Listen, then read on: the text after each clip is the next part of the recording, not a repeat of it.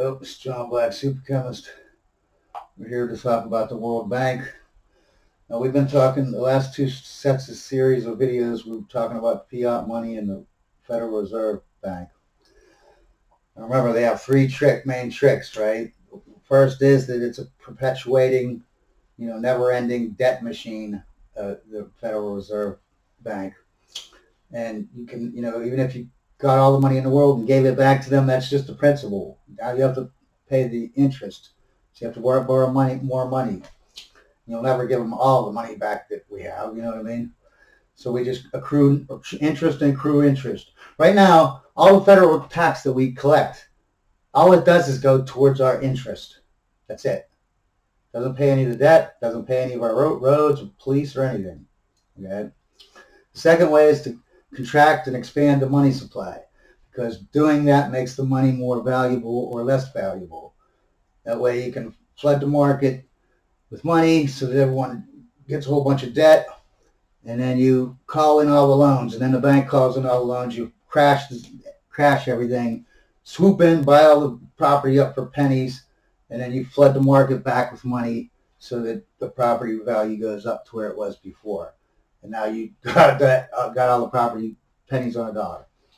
The last one is, and I want to remind you on this one, that not only do they have the munitions and the arms factories for war, they make money with that profit, right? They get a war is great because then the bank has to loan more money out to the country that's having the war, like us. So they love it, right? So they make money with all the weapons and stuff. They make money loaning the money out for the war, funding it. And you figure, if they give you $10 billion for a war, they get $10 billion in treasury bonds. You know what I mean? And they attach interest onto that money that they just loaned to you. So they're making out big time. Then after the war, we always go in and for some reason we have to rebuild the country up that we were at war at. And those companies are owned by the same people who own the banks, who own the munitions. You know what I mean?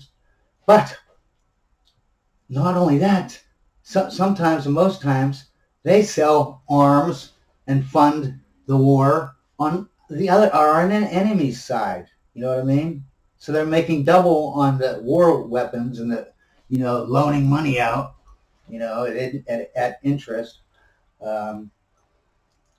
But the thing I wanted you to recognize about this is that's why if you have a fiat system like we have, okay, fiat system of money, you will always be in never-ending wars because it's so lucrative to want to be in that war. That the people that own the banks, they want a war, because they make all the money and they own all the oil places too. You know what I mean? You need energy for a war. You know what I mean? So oil is always there. The Rockefellers, it's always oil. George Bush, he had a whole bunch of oil things. Cheney, same thing. All of them. They move out of being oil company CEOs into the politics, and then they're the Secretary of Defense, and then it just goes back. And then they're in BlackRock, then they're in the CIA. Those four things are just revolving doors for these politicians. So I did want you to realize that if you have a fiat war, that's why you always have wars. I'm 60 years old. I don't remember never had. We always had a war. The only time we didn't have wars was when Trump was 4 years out of 60. We've been in war. You know what I mean? So let's go into the World Bank because it's I call it the sister bank to the Federal Reserve Bank, and it's the World Bank. What is the World Bank? Some people call it the IMF, which stands for International Monetary Fund. That's the World Bank, okay? And World Bank kind of has they're the same people that own the World Bank are the same people that, run the Federal Reserve banks. All the central banks are run by the same people, all right? and they are government owned. Okay, they're not privately owned like the Federal Reserve banks. The United States probably owns about 20% of it, and they basically just print up their own money, though, just like the Federal Reserve. They have the power to just print money from nothing. And what do? Okay, they first of all, they have three main things that they do. They have an economic hitman. Two, they have jackals, and three, they have the military. So how do they use these three things to get what they want? Well, there are two ways to enslave a nation. One is by a sword, and the other is by debt.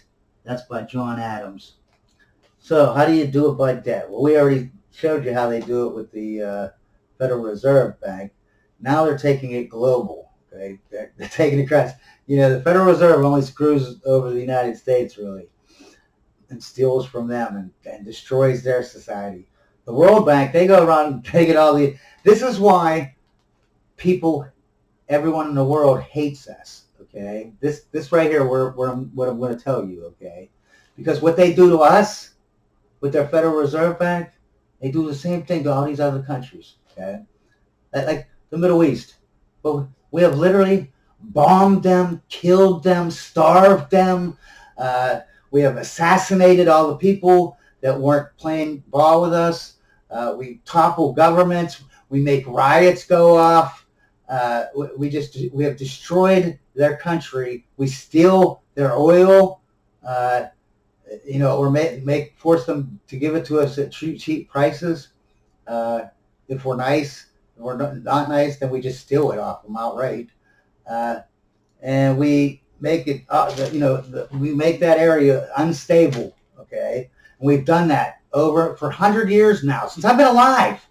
Maybe not 100 years, but since I remember anything, we've always been bombing them and killing them, and toppling their stuff and assassinating them. And then after 60 years of that, say, Americans actually sit in their couch in their living room and they're like, I don't know why they don't like us. Why they gotta have terrorists against us? Why they hate us? Maybe because we've been killing them and destroying everything they have and own for the last 60 years. Maybe that's why. Hey, jeez. So anyways, what do? The thing the World Bank will do is it will go to another country and it will force the country, okay, if it has any oil or other, resources that we can, profit off of, those countries will go there and will force them to borrow money from the World Bank. It's like a mafia thing, just like the Federal Reserve Bank is just like a mafia thing. When it comes to loan sharking, you can never pay it back. You're always just paying the interest, And then you get behind on that. Then you got to be starting to do crimes for them or something. You know what I mean? So anyway, so they forced them to borrow money, and the money doesn't go to the country that they're borrowing. You know what I mean? It goes to the corporations, okay, to build infrastructure like power plants, water, electric, things that really help the rich, but the poor they don't get. It doesn't help them at all. All it does is get them in debt, and they cannot pay the debt back. That is why the plan. That is the plan. So that's the plan. Though they don't want you to pay it back. You know what I mean? They want you to be in debt, just like the mafia. They don't care about money as much as getting you in debt, so that you owe them.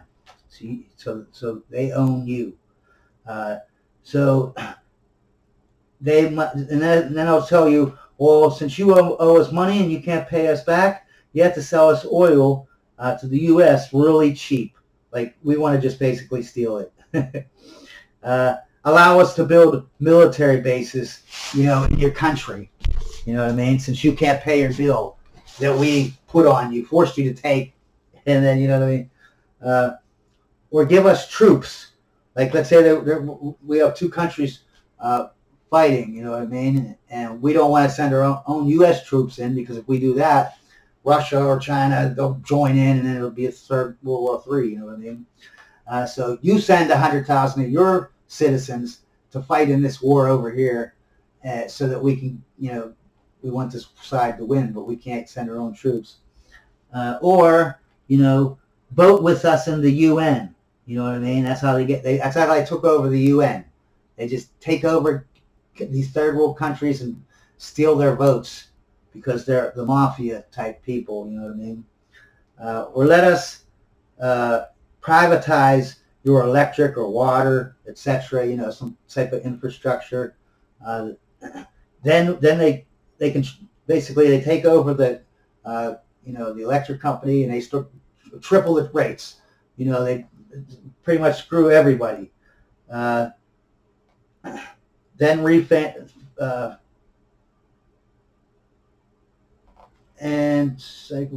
they refinance the loan. You know what I mean?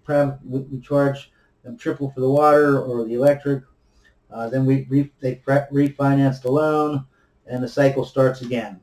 They lose all social programs, schools, penal systems, insurance systems. All that that's no longer, because the United States, through the World Bank, does their mafia thing on these third world countries, and just basically rapes them for all their resources.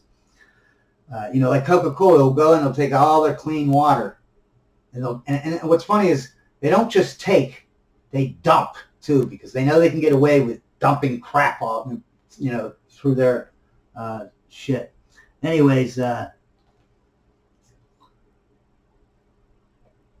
so what they do is, first of all, they send in an economic hitman. He basically goes into the guy in charge of the third world country, you know, the president, right? And he says, look, you need to play ball with us. You know, let us do what we want to do. And what we want to do is loan your country this money. We both know that your country is not going to be able to pay us back. You know what I mean? And the infrastructure that we give them is basically most times just sits there, is never used, because you know what I mean? Because the project stops because they can't pay, but they already have the project, so even though it's not connected up, they got to pay. You know what I mean? You owe us, you owe me. Now, if he doesn't, if he plays ball, great, then they get what they want. You know what I mean? If he does not play ball, then they send in the jackals. Jackals are the hitmen, like the actual hitmen. You know what I mean? They either do a coup or they just assassinate him. And then number 3 is the military. If that doesn't work, then they send the military. They just kill everybody and install their own people. So let's get some examples here, okay? Iran, 1953. I'm talking about Dr. Mohammad Mossadegh, Prime Minister of Iran from 1951 to 1953. They called him the Hope. He said, they called him the Hope. I think this is the guy that was in Time magazine. He was like considered Gandhi, the new, you know, he's like great. He's going to help his people.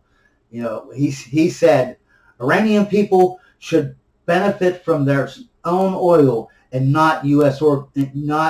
corporations. And so that was a big mistake. That's crazy talk. You know what I mean? The World Bank. Hey, that's crazy talk. So they sent in one CIA guy, Kermit Roosevelt. I'm wondering, is this guy related to the presidents Roosevelt's? They gave him $1 million. And normally they would have sent in the military, but they're trying something new out, I guess. You know what I mean? And so they sent him in, Kermit Roosevelt. He just spreads the money around, starts up a coup, you know, makes riots go up, you know, then pay this gang and this gang. They're doing riots. It seems like the whole country's rioting.